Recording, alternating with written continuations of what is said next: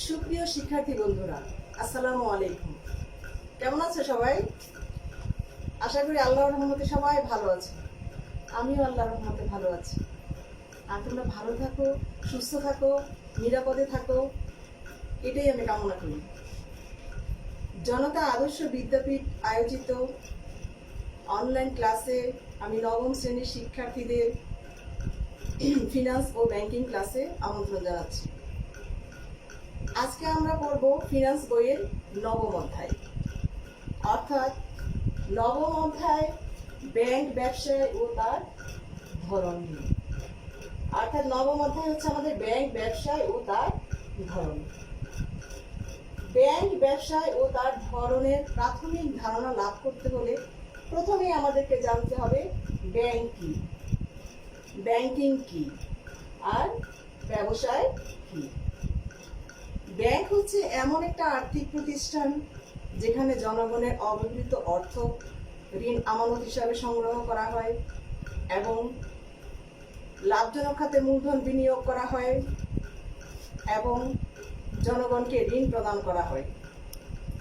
আর banking হচ্ছে ব্যাংকের সামগ্রিক কার্যক্রমকেই বলা হয় ব্যাংকিং, অর্থাৎ ব্যাংকের আইনসম্মত যত কাজ আছে সব কাজগুলোকেই বলা হয় ব্যাংকিং। আর ব্যবসায় হচ্ছে মুনাফা অর্জনের উদ্দেশ্যে যাবতীয় অর্থনৈতিক কর্মকাণ্ডই হচ্ছে ব্যবসায়। তাহলে এখন ব্যাংকের কাজকর্ম হচ্ছে একটা ব্যবসায়। মূলত আমরা এই চ্যাপ্টারটাকে পড়বো আজকে, যে ব্যাংক কিভাবে ব্যবসায়, ব্যাংক আছে এটাও একটা ব্যবসায়। তার মানে এখানে অর্থনৈতিক কার্যকলাপ জড়িত এবং মুনাফা অর্জনের উদ্দেশ্যে ব্যাংক পরিচালিত, এই জন্য ব্যাংকও একটা ব্যবসায়। আজকে আমাদের পাঠের বিষয় হচ্ছে ব্যাংকের উদ্দেশ্যাবলী। আমরা আজকে পড়ব ব্যাংকের কি কি উদ্দেশ্য নিয়ে গঠিত ও পরিচালিত হয়। ব্যাংকের উদ্দেশ্য একটি উদ্দেশ্য নয়, ব্যাংক তিনটি ক্ষেত্রে উদ্দেশ্য পালন করে, অর্থাৎ মালিক পক্ষ থেকে, সরকারের পক্ষে এবং ব্যাংক গ্রাহকের প্রেক্ষাপটে ব্যাংক বিভিন্ন উদ্দেশ্য পালন করে। পাঠের সুবিধার্থে আমরা এই তিনটা ভাগের দুইটা ভাগ নিয়ে আলোচনা করব, ক এবং খ। তাহলে আসা যাক, আমরা ক নাম্বার অর্থাৎ ব্যাংকের মালিক ও ব্যবস্থাপনা কর্তৃপক্ষের প্রেক্ষাপটে ব্যাংকের উদ্দেশ্যাবলী, এটা নিয়ে আলোচনা করি। প্রথমত, মালিক ও ব্যবস্থাপনা বলতে কি বোঝায়? ব্যাংকের যে মালিক, ব্যাংকের যে শেয়ার হোল্ডার, ব্যাংকের যে পরিচালক কর্তৃপক্ষ, তারাই হচ্ছে ব্যাংকের এই পর্যায়ে এসে পড়বে। এবং তাদের উদ্দেশ্যগুলি হচ্ছে কি? তহবিলের বিনিয়োগ ও মুনাফা অর্জন। তহবিল বলতে আমরা কি বুঝি আর বিনিয়োগ বলতে আমরা কি বুঝি? তহবিল হচ্ছে জনগণের কাছ থেকে অব্যবহৃত অর্থ ব্যাংক যে জমা করে, অর্থাৎ আমানত হিসাবে সংগ্রহ করে, তাকেই বলা হয় তহবিল। আর এই তহবিল যখন কোনো লাভজনক খাতে খাটানো হয় সেটাকেই বলা হয় বিনিয়োগ। তার মানে তহবিলের বিনিয়োগ। এই তহবিলের বিনিয়োগ করা এবং সেখান থেকে মুনাফা অর্জন করা, এটা হচ্ছে ব্যাংকের একটা গুরুত্বপূর্ণ উদ্দেশ্য। তারপরে 2 নাম্বার আছে সুনাম অর্জন। সুনাম অর্জন কার সুনাম অর্জন? সুনামটা হচ্ছে প্রতিষ্ঠানের সুনাম অর্জন। তাহলে ব্যাংকিং কার্যাবলী সম্পাদনের মাধ্যমে প্রতিষ্ঠানের সুনাম অর্জনের পাশাপাশি মালিক কর্তৃপক্ষেরও সুনাম অর্জিত হয়। এটাও ব্যাংকের একটি গুরুত্বপূর্ণ উদ্দেশ্যগুলি একটি। 3 নাম্বার আছে উন্নয়নে অংশগ্রহণ। এখানে কার উন্নয়ন? এখানেও মালিকের উন্নয়ন। মালিক তার অর্থ লাভজনক কোনো খাতে ব্যয় করে, লাভজনক কোনো খাতে বিনিয়োগ করে সেখান থেকে সে অর্থ উপার্জন করবে এবং দেশের উন্নয়নে অংশগ্রহণ করবে এবং তার নিজের পাশাপাশি তার নিজের উন্নয়নও ঘটবে। তারপর আছে সামাজিক অবদান। সামাজিক অবদান বলতে আমরা কি বুঝি? সামাজিক অবদান বলতে আমরা বুঝি সামাজিক কোনো কাজকর্মে যোগ দেওয়া, অর্থাৎ ব্যাংক সামাজিক বিভিন্ন কাজকর্মে যোগ দেয়। সমাজের কোনো গঠনমূলক কাজ, সমাজের কোনো উন্নয়নমূলক কাজ, এই কাজগুলো সে করার মাধ্যমে দেশের উন্নয়ন ঘটায় এবং ব্যাংক এবং মালিকের সুনাম বৃদ্ধি করে।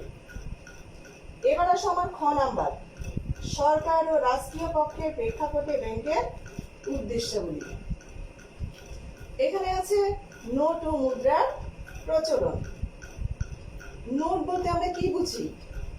নোট হচ্ছে টাকা আর মুদ্রা হচ্ছে কোনো ধাতব বস্তু।